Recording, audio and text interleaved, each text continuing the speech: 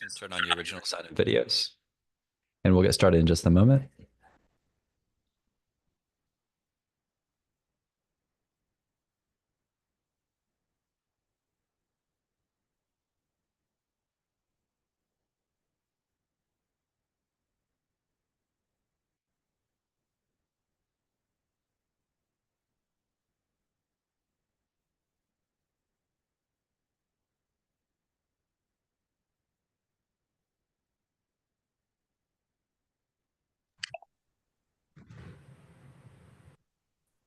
Hey, welcome in. Hi. Are you at the 4:30?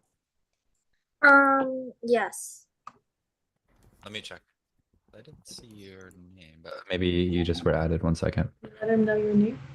My name is Yudru Denma.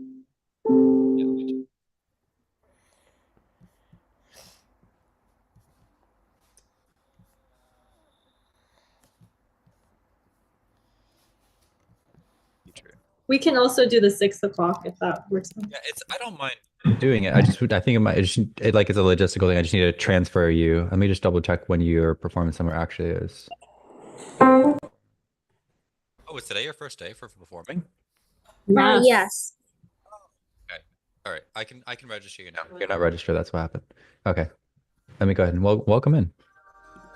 Okay. Well, anyway, Oliver, can you explain to you, Drew, what introductory performance seminar is? She probably already got an intro from her teacher, but I want you to tell. You can hear it from somebody your age. Me? Yes, please. Thank you. Introductory performance seminar is like for people who don't really or haven't done that many performances like in person. It's like a virtual performance. You almost like perform drafts, stuff like that. And then that's what we do in the first half. And what are you playing? Are you playing which piece are you playing? I'm still playing like Snowflake Waltz, but I'm playing it with my. What piece are you playing? Udru? I'm playing Rolling Snowflake Waltz. No, But, not you, Oliver. What piece are you playing, Udru? I'm playing bagpipe. And Kurtosh, can you close whatever it is that you're in? Thank you. Okay. All right, let's get started, ladies and gentlemen. We are live, and today we have 1, 2, 3, 4, 5 performers. We're gonna get started. And let's see. First up is probably gonna be you, Drew. Yes. First up today is you, Drew. So go ahead and what you'll do, you, Drew, is you're gonna announce your name and your piece, and you're gonna tell us what you are playing, and then you'll perform it for us. Okay. Okay. My name is Yudru, and I'm playing bagpipe. Okay. And you can start whenever you're ready.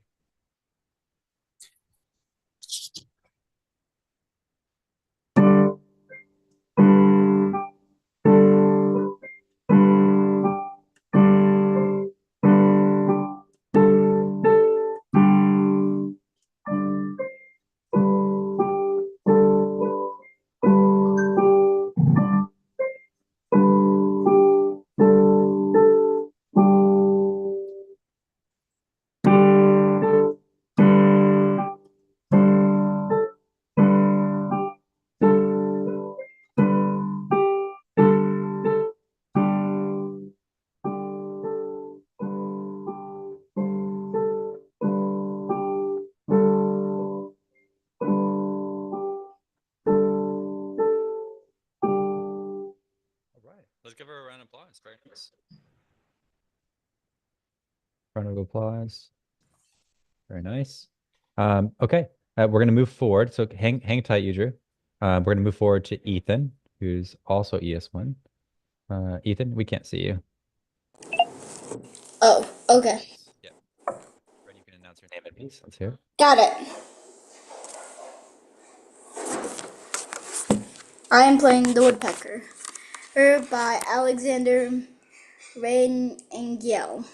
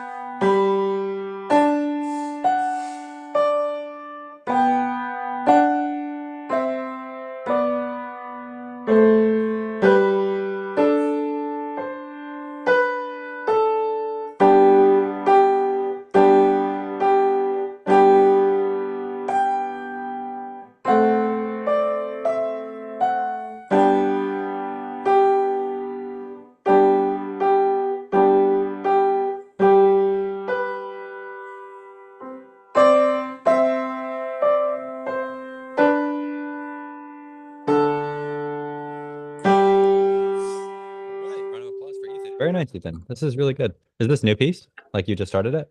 Yeah. All right, we're gonna come back to you in just a moment. Hang tight. Please keep your video and all that on. Oliver, you're up next. Okay. I had it memorized last time, but I'm just not gonna play it from memory this today because I'm working with phrasing and character dynamics. Okay, got it.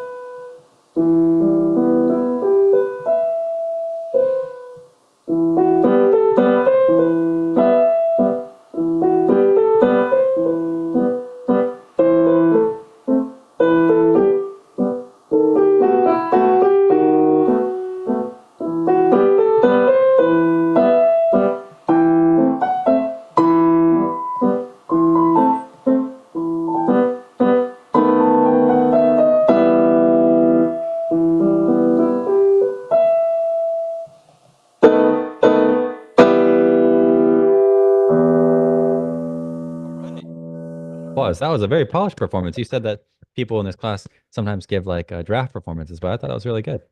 Really nice job, Oliver. We'll come back to you in the second half, of course. Let's keep rolling forward. Next up is Krutash. Hi, my name is Krutash and I'll be playing As It Was by Harry Styles.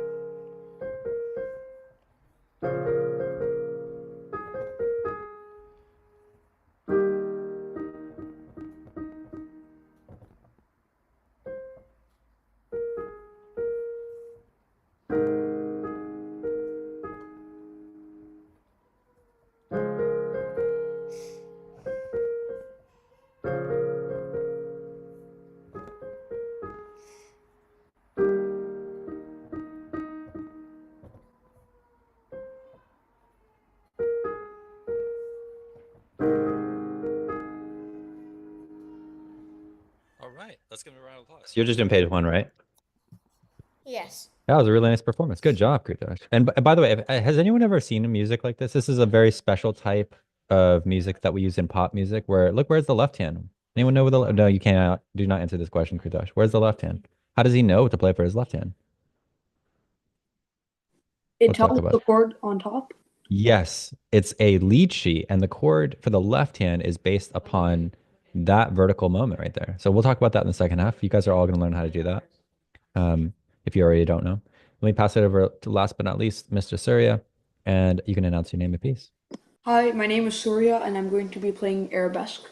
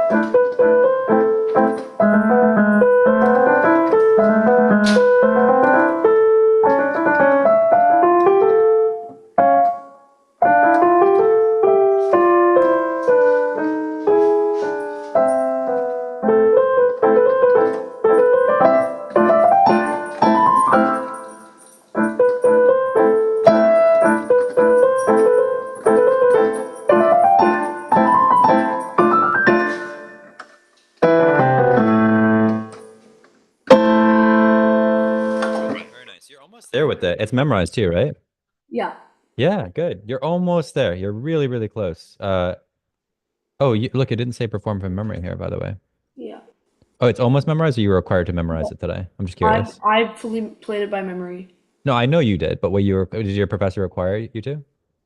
I mean, he said ideal. Dr. Justin said to ideally, if you can do it, I did Yeah. it. I don't think he marked it though. You didn't mark it, but yeah, I really like what you have here. It's great. All of you guys did super well. I actually thought this was a very polished performance from many of you. Ethan, can you fix your camera? Because we're going to come back to you in just a second. Let's start with you, Drew. And you, Drew, for your first performance, this was very impressive. You had dynamics. You had a really good sense of slowing down at the end to make it feel like we went somewhere, like a story or something. Um, I wanted to first ask the whole class, what are bagpipes?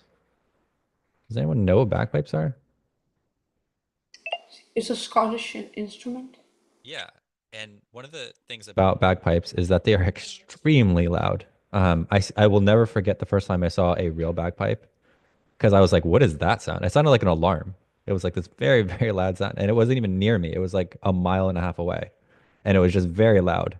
So I was actually in Scotland. I was in Edinburgh, and all of a sudden I hear like brrr, and it's just this very loud thing far away. Now the reason why this is important to this piece is because she did a really good job with this F and P. What does this mean, F and P? Anyone help us with this? Oliver. The first time before the repeat, you play it forte, then at the repeat, you play piano. Yeah, exactly. So on the second go, we play at piano, and you did awesome with that. That was really good. I want everyone to try this. I'll give you guys about 15, 20 seconds to get this down. I don't care about the left hand if you don't want to add it. If you want to, you can, but definitely get the right hand. Play the first line and really focus in on these F and P dynamics. So we're gonna start with that first as the first goal, and then I'll call on you guys. Okay, thanks for letting me know, sorry. All right. 15 seconds. 10. Finger five's on D. Just so you know, finger one is on G.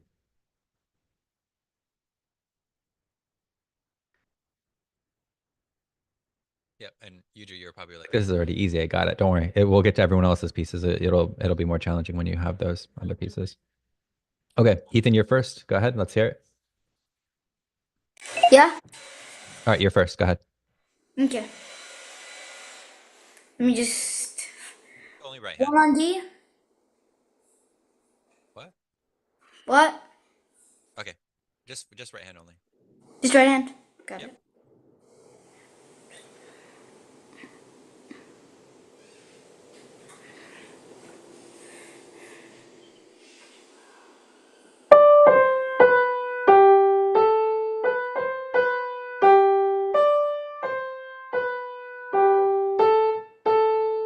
Repeat now. What? Repeat. Yeah. Yeah, repeat. Oh, but well, 1 second. What are we trying to do here? Oliver, can you remind him? First time you play forte, and the second time over you play piano. Yeah, Got we're it. trying to play as soft as possible here at the second go. That's it. Good. That's it. Well done.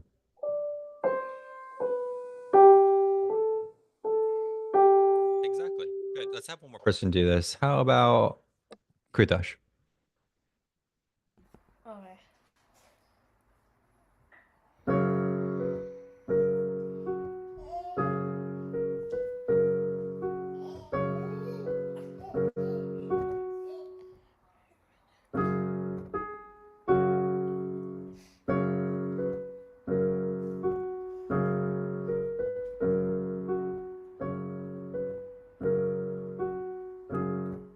Okay. Just so you know, you might want to adjust your settings on your keyboard. So you have the right pitch. Yeah. And then one other thing is when you guys are playing this, the name of this is called, it's a very fancy name, terraced dynamics, not terrorist, but terraced, kind of like what the houses are like on like when you go to San Francisco or in Italy, how the houses are stacked on top of each other over the hill. That's what this is, terraced dynamics. All right, let's move forward. Ethan Moore. So Ethan Moore played the woodpecker. I thought you did really well, Ethan. This is not an easy piece. There's a lot of very challenging hand position changes, specifically in the right hand. I want to talk about movement for a second. So can you guys give me the name of this move that happens right here. Now, I'll give you a clue. It's not a jump. It's not a jump. It looks like a jump. It looks like you're like, oh, it's an octave jump. It's not an octave jump. Anyone know? Finger stretch. It is a stretch. Very good. Now, this is the trickiest part. How do we identify a stretch that is an octave? We call it something very particular. And here I'll give you a clue. A sixth interval, which is just beyond a natural position, is a single stretch. What would an octave be? Takes a little bit of logic to work through that.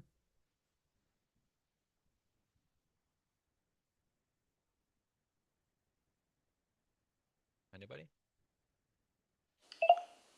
This is kind of a guess, but is it a triple stretch? It's a triple stretch. Bam. Whoever said that. Very good. Why is this not a jump?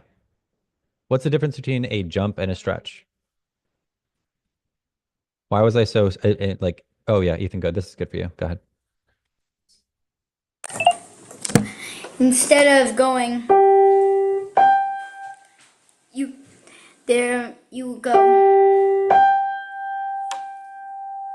Yeah, but I know you're thinking of it in your head, but you didn't tell us. Can you tell us to help all of us know?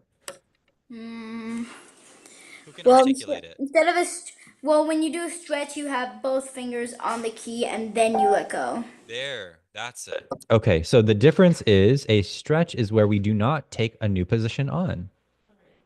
So when you're doing this, we're actually maintaining our thumb on G. You might softly relax your thumb a little bit so that it goes towards A or so, but it's going to still go back to G here. So when finger 2 goes here, your thumb is still on the G at this point. Very good. I want everyone to try that. It's a pretty important move.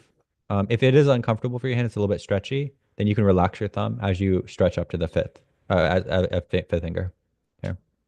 So finger 1 on G in the right hand, and you, Drew, I think you should be fine to at least try it. You can figure this out, I think. This, just so you know, this is an octave up, which is G, so it's the next G above this G.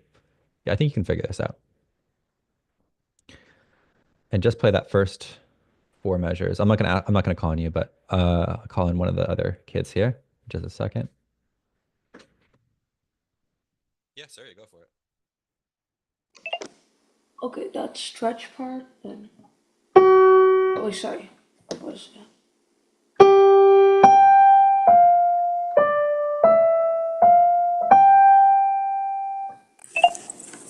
There's a sharp there on 4. Oh, sorry.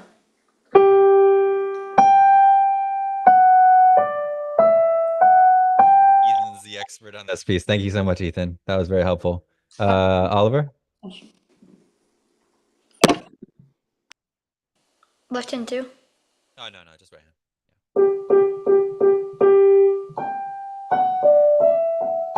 Excellent reading. Very good. That was fantastic sight reading. All right, moving forward to Oliver's piece. Oliver, I've heard you play this a couple times. Now, this is the best performance that you've had on this. Really, really polished. I like almost everything about it. I think you're learning a lot about musicality from this piece. So I don't really have much to say about like the actual improvement at this point. I think you and your teacher have done a great job with this. However, to the class, I wanted to mark this move because this move is rare, and when it happens, I want to make sure we know what this is called. What is that move called? And this is something that you guys see as early. You might have already seen this already. This is early in the method books. Ethan. You cross your left hand over your right hand to play. So what is that called? The official name of that within our method, we call that the Crossover. hand crossover, right? Hand crossover. And this is how we draw that. What is this supposed to represent, by the way? These 2 arrows and lines. Anyone know what that's supposed to? Yes, very good. That's exactly right. So this is supposed to represent, your hands kind of look like a pretzel at that point because you're crossing over. I whenever we're going to try that, just give it a shot. Just try it one time. It's just a unique move that doesn't happen all the time. Finger 5 is on E in the left hand. And then finger 1 is on E just above middle C in the right hand. You're going to play fingers 5, 3, and 1 in the left hand, that outlining that chord. And in the right hand, we're playing 1, 3, and 5. And then we cross over to this high E. So even if you get the wrong note, it's fine. Just practice. I want you to experience that whole thing there. Kritash, you want to play it? Dr. Julian, Yes. I have to. Yeah, I know. Yeah, yeah, okay, I understood. I already heard about this. I know. Normally, I would not be okay with that, but today is fine. Yes. Thank you. Yep.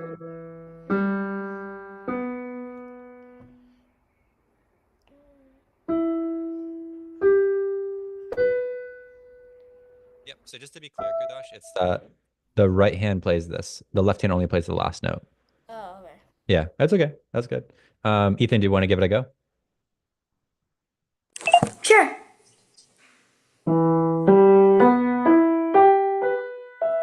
Sounds like you like this piece. Okay, good. Yudru, why don't you give it a shot? Even if you miss the notes, I'm perfectly fine with that. I just want you to experience hand crossover. You might have already experienced it in the method book. I know it happens early on. You want to try it? Give it a shot.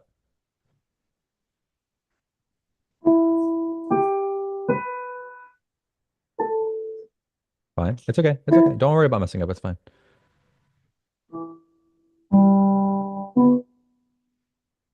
Then right hand will play E, G, B.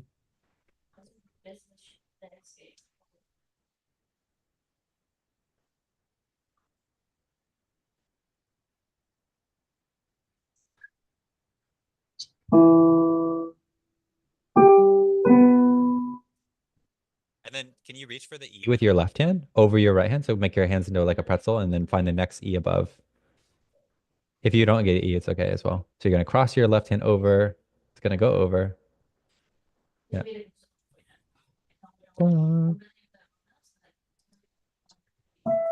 Yeah, thank you so much. Yeah, very good. Yeah, and don't worry about this. The whole point of this class is just to experience things that we've never seen before in our own music, or maybe or we just haven't experienced so much. Thanks, Mom, for helping on that. I saw that was very helpful. Okay, speaking of new things, who has ever seen a piece of music like this besides Krudash? Has anyone ever seen a piece of music for piano where the left hand's gone? Ethan, you've seen it before? Yeah, right there. Okay. Well, yes, you're right. Before seeing this today, okay, no, that was a very good answer, though. I appreciate that answer. Yes, before seeing this today, has anyone else ever seen this type of music where there's no left hand, but it's a piano piece of music? Look, it's gone. The left hand's gone. So as Krutash did so well, you did really good today, Krutash, considering you just started this piece a few days ago.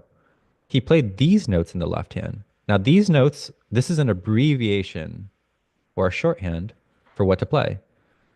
So what he was doing, Krutash, can you explain to us what these chords are? Can you kind of walk us through this?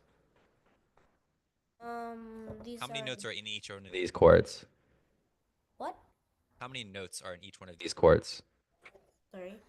Three. Oh, I know it's easy for you, but they don't know that. Okay. And so whenever we play this, for example, for Oliver or Ethan or you, Drew, how do we know what to play for this D major chord?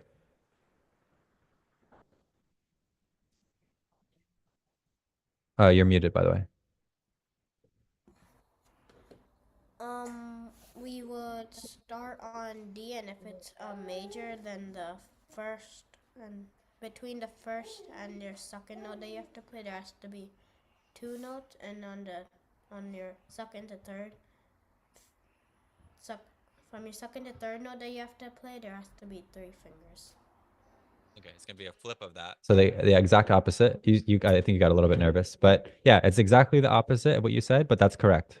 So it's D, and then you play. There are 3 notes in the gap. So you'll play F sharp as the next note, and then there are 2 gap notes in this gap, and you'll play A. So I want everyone to play into the left hand all 3 at the same time. Try your very best. D, F sharp, and A, and the name of that is called D major. And that's how Krutash did what he did today. He played a whole bunch of chords with the right hand melody, which is for the song As It Was. I want you guys each to play. So Oliver, can you play a D major chord for us? Should be pretty easy. Thank you. And Ethan, did you get it? And you did you figure it out? Oh, I think you're muted. Did you figure it out? D, F sharp, and A? Did you get it? Go ahead. Yeah, all right.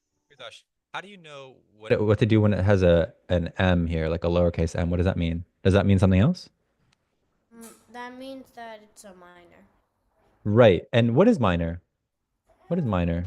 Somebody besides Krutash, because Krutash, I know you know the answer. Who can explain what minor means? Yeah, Ethan. You shift the third finger.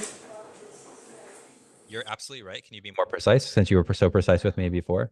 You shift the finger either. You shift the finger to the nearest black key, or off the black key into its natural position. Very good. That's exactly right. That's a great way to say it, by the way. You shift it off of the black key or to the black key to its nearest position. In this case, we are going to shift it off of the black key. So it would be, instead of B, D sharp, F sharp, it would be B, D, F sharp. We're not going to do that one now. We're going to move forward. We got one last one. Surya. Now, Surya's gone already because he had sort of an emergency situation. But for the left hand here, I want you guys to look at this. What is the name of this move that happens right here? And all of you should know this by now. It's such a basic move. What is the name of that move in the left hand that we have there? Triad. Those are chords and they are triads, but what's the name of the move? The move that we have though. What notation would go there? Right here.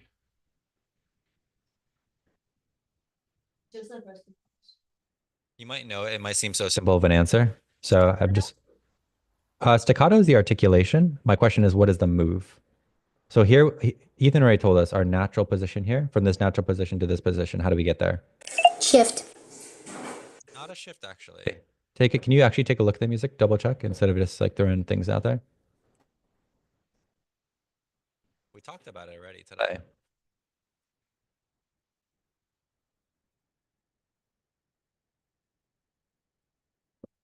All right, you guys are thinking way too hard. It's already what we talked about today. This is a stretch. So what stretches here is your thumb. Oliver's like, I knew that. I thought he was asking something hard. I told you I wasn't asking easy questions here. Okay. What we're going to do is starting from this natural position, which is an A minor chord. Everyone play that A minor chord. So if you want to play A minor, put your third finger in the left hand, finger 3 on middle C. Finger 3 on middle C in the left hand. So if I middle C, finger 3, that's going to be 1, 3, and 5. When you play that, that's your A minor chord. Can somebody play that for us? So just so we hear it. Ethan. In order to find the next position, we just stretch one finger. And what is that one finger that we will stretch? 3. That's not correct. No. Finger do we stretch to get to the next position? Finger 3 doesn't even play in the next position. Anybody know? Kritash, what is it? What finger stretches to get to here? First finger. Yeah, our thumb. Our thumb will stretch here. And only the thumb, by the way. All other fingers remain in position. So your thumb now goes to F, and you play fingers 1, 2, and 5. So everyone should be able to play this chord combination of A minor, followed by this stretch chord in D minor. Okay, we're getting a little bit technical here, but yeah, you guys should be fine. Oliver, can you play this for us? This sequence, this one, and then that one. Can you play it for us? This is the last thing you guys are good to go. Okay, so to recap, we talked about so much stuff today. We talked about terrace dynamics, which is what we heard in Yudru's piece. She had a great first performance. Really good job, by the way, today. I'll leave a good note for your professor. We talked about triple stretches in Ethan's piece. Then for Oliver's, we talked about hand crossover. We talked about major chords. And in the very last piece, we talked about simple stretches. You guys are all good.